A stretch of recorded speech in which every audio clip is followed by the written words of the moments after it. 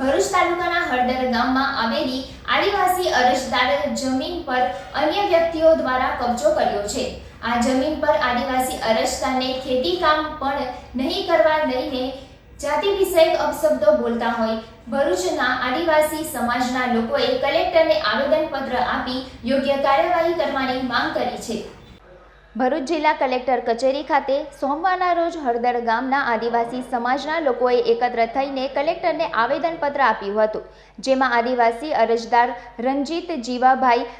વારસાની વડીલો પાર્જિત ખેતીની જમીન આવેલી છે, જેના પર ખેતી કરીને આ લોકો ગુજરાન ચલાવતા હતા, પરંતુ આ મિલકત સન 1958થી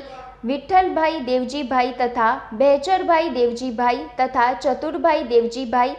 જેમાં દેવજીભાઈ તારીખ 22/2/1957ના રોજ ગુજરી જવાથી તેઓનું નામ વારસાઈ હક દાખલ થયેલું હતું, જેમાં અરજદારના પિતા જીવા બહેચરભાઈના અવસાન થવાથી સદર મિલકતમાં વારસાઈ કરાવવા માટે તમામ કાગળો સાથે અરજી આપી હતી,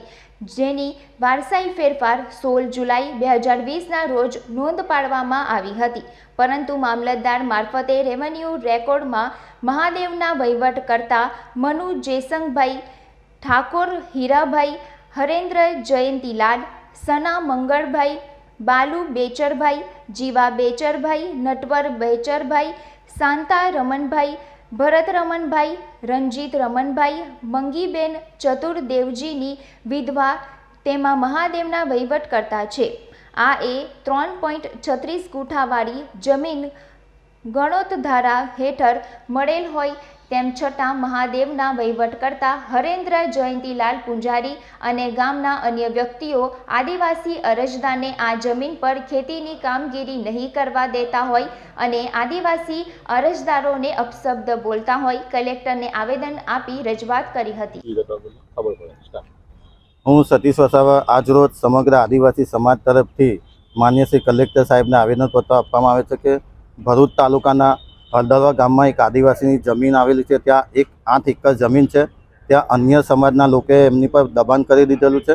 આ દબાણના ભાગરૂપે તારીખ 11/3/2022ના રોજ કલેક્ટર સાહેબનો હુકમ થયેલો હતો કે ભરૂચ જિલ્લાના અધિકારી નિરીક્ષણ કરીને આનો સર્વે કરીને આદિવાસી સમાજની જમીન એમને આપવામાં આવે, પણ આજ સુધી કોઈ નિરીક્ષણ કરવામાં નથી આવ્યું, જેથી કરીને આજે અમે કલેક્ટર સાહેબને આવેદનપત્ર આપવામાં આવ્યા છે ને આદિવાસી સમાજના પરિવારને ન્યાય મળે એ માટે અમે